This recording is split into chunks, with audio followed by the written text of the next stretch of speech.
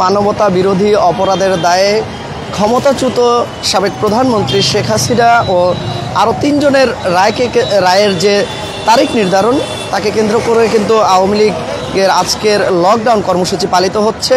সকাল থেকে কিন্তু ঢাকা ময়মনসিংহ মহাসড়কের গাজীপুরের চৌরাস্তা থেকে এই মুহূর্তে আমরা যে স্থানটিতে রয়েছি হযরত শাহজালাল আন্তর্জাতিক বিমানবন্দর সড়ক পর্যন্ত কিন্তু এই ১৫ কিলোমিটার এলাকায় এই লকডাউনের সপক্ষের যে পিকেটিং অথবা মিছিল বা কোনো ধরনের অবস্থান কিন্তু আওয়ামী লীগের কোনো সদস্যকে দেখা যায়নি, নেতাকর্মীদেরকে দেখা যায়নি।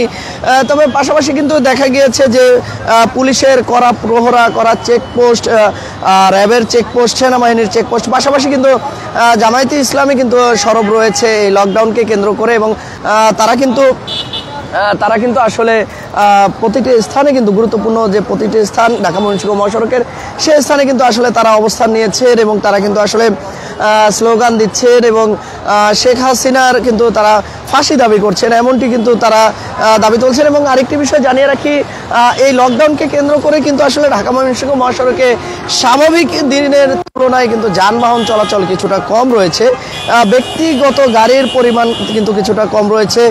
পাশাপাশি কিন্তু আমরা দেখতে পেয়েছি যে গণপরিবহনের সংখ্যা কিন্তু পূর্বের ন্যায় ছিল এবং এখনও আছে।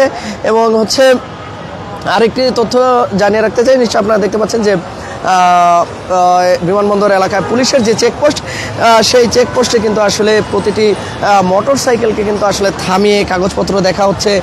পাশাপাশি কিন্তু পুলিশ সদস্যরা যে বিষয়টি জানাচ্ছেন যে নাশকতার যে বিষয়টি সামনে এসেছে সেগুলো বেশিরভাগই কিন্তু আসলে মোটর সাইকেল যোগে এসে ককটেল বিস্ফোরণ ঘটিয়ে বা আগুন ধরিয়ে দেওয়ার ঘটনা ঘটেছে এবং তার এই অংশ হিসেবে কিন্তু আসলে প্রশাসনের পক্ষ থেকে মোটরসাইকেলগুলোকে কাগজ পরীক্ষা নিরীক্ষা করা হচ্ছে। এছাড়াও কিন্তু আসলে পাশাপাশি কিন্তু আসলে যে সন্দেহভাজন কাউকে দেখলেও কিন্তু পুলিশ সদস্যরা সেখানে আসলে তারা চেকিং করছেন। আমরা একজন পুলিশ সদস্যের সাথে দায়িত্বরত একজন পুলিশ সদস্যের সাথে আসলে কথা বলতে চাই। আসলে আমরা একটু জানতে চাই যে আসলে কী কী ধরনের চেকপোস্টে আপনারা আমরা চেকপোস্ট করতেছি, আপনার সবগুলো গাড়ি চেক করতেছি, বিশেষ করে যাদের কাছে ব্যাগ আছে তো ব্যাগে কত নাশকতামূলক কিছু আছে কি না এসব বিষয়ে চেক করতেছি, বা আমরা কোথা থেকে আসছে কোথা থেকে যাবে এই বিষয়ে হালকা জিজ্ঞাসাবাদ করতেছি।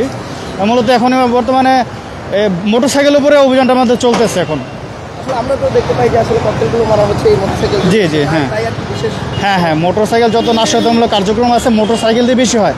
অগ্নিসংযোগ, ককটেল, হ্যান্ড গ্রেনেড এগুলো দেখা গেছে মোটরসাইকেল দিয়ে মারার পর সাথে সাথে চলে যায়, তো ওদের ধরা খুব কষ্ট হয়। এই জন্য আমরা চেকপোস্টটা করছি, এখানে বিভিন্ন জায়গায় করা হয়েছে। আমরা চেষ্টা করতেছি যতটা নাশকতা কমানো যায়। না, এখনো পর্যন্ত তেমন কোনো পাওয়া যায়নি, সাসপেকশন পাওয়া যায়নি। আমরা এখনও আছি, আমরা রাস্তায় আছি, চেষ্টা করতেছি, অভিযান চলমান আছে আমাদের। ধন্যবাদ।